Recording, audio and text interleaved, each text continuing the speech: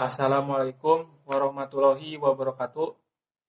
Perkenalkan, nama saya Ahmad Kurniawan, NPM 1921912114 dari kelas Pendidikan Jasmani 2F Universitas Siliwangi.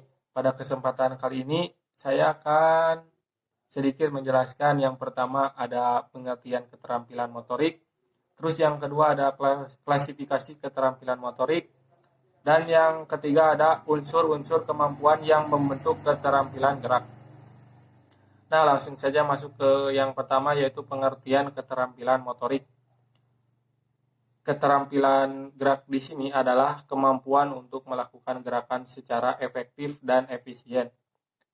Keterampilan gerak merupakan perwujudan dari kualitas koordinasi dan kontrol atas bagian-bagian tubuh yang terlihat di dalam gerakan. Nah, keterampilan gerak diperoleh melalui proses belajar, yaitu dengan cara memahami gerakan dan melakukan gerakannya secara berulang-ulang yang disertai dengan kesadaran. Untuk mencapai tingkat keterampilan gerak tertentu, lamanya waktu yang diperoleh oleh setiap individu itu berbeda-beda. Nah, ada yang hanya memerlukan waktu yang singkat dan ada yang memerlukan waktu yang lama, walaupun prosedur dan intensitas latihan belajarnya sama. Nah, hal ini disebabkan karena faktor bakat. Selanjutnya yang kedua ada klasifikasi keterampilan motorik. Nah, keterampilan gerak kasar dan halus digunakan dalam penyesuaian pendidikan jasmani dalam perkembangan gerak, di mana di dalam sistem klasifikasi ini terdapat perbedaan di antara keterampilan gerak kasar dan keterampilan gerak halus, yaitu yang pertama keterampilan gerak halus, yaitu keterampilan gerak yang meliputi gerakan normal dan kemudian disempurnakan dengan menggunakan kekuatan otot yang kecil. Terus yang kedua, keterampilan gerak kasar, yaitu keterampilan gerak yang menekankan pada ketelitian dan dari tipe gerakan dengan memanfaatkan keluasan anggota badan. Adapun taksonomi kedua tentang klasifikasi dibagi dalam 3 kategori di samping struktur dasar, yaitu yang pertama keluasan keterampilan, merupakan keterampilan memulai dan mengakhiri suatu nilai. Terus yang kedua keterampilan bersambung, merupakan gerakan yang menyusun angka dalam gerak yang luas, di mana penampilan yang utuh sangat penting untuk mencapai hasil. Dan yang terakhir, keterampilan lanjutan, merupakan suatu keterampilan yang memulai dan mengakhiri setiap nilai dan menentukan beberapa faktor lingkungan. Selanjutnya, taksonomi ketiga, yaitu dalam memperkirakan lingkungan suatu keterampilan yang berkelanjutan dan dapat merubah tingkat dan rendahnya suatu perkiraan, yaitu yang pertama keterampilan tertutup, merupakan keterampilan untuk memilih objek untuk melakukan tindakan.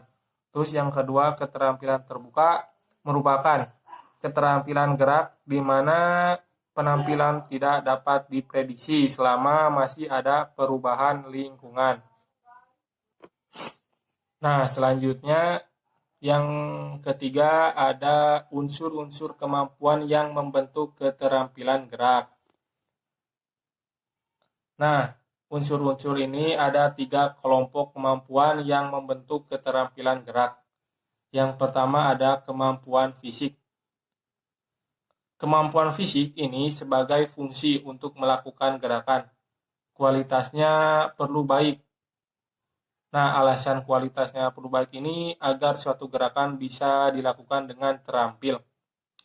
Yang membentuk keterampilan fisik di sini meliputi kekuatan, ketahanan, kecepatan, kelincahan, kelenturan, ketajaman indera, dan yang terakhir kecepatan reaksi. Nah, unsur yang kedua ada kemampuan mental. Nah, kemampuan mental di sini adalah kemampuan yang memerlukan fungsi pikir. Nah, dalam artinya itu kemampuan mental termasuk juga ke dalam kemampuan imajinasi. Ada 9 unsur yang termasuk dalam kemampuan mental. Yang pertama, ada keterampilan memahami gerakan yang akan dilakukan. Yang kedua, kecepatan memahami suatu rangsangan. Yang ketiga, kecepatan membuat keputusan. Yang ketiga, memahami hubungan jarak. Yang kelima, kemampuan menaksir irama. Yang keenam, kemampuan mengingat gerakan. Yang ketujuh, kemampuan memahami mekanika gerakan.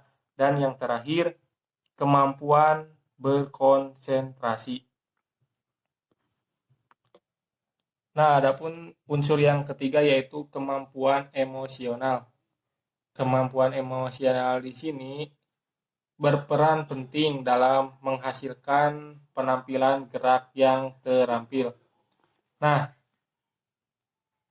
mungkin sekian materi yang bisa saya sampaikan. Kurang lebihnya mohon maaf. Wabillahi taufik walhidayah. Wassalamualaikum warahmatullahi wabarakatuh.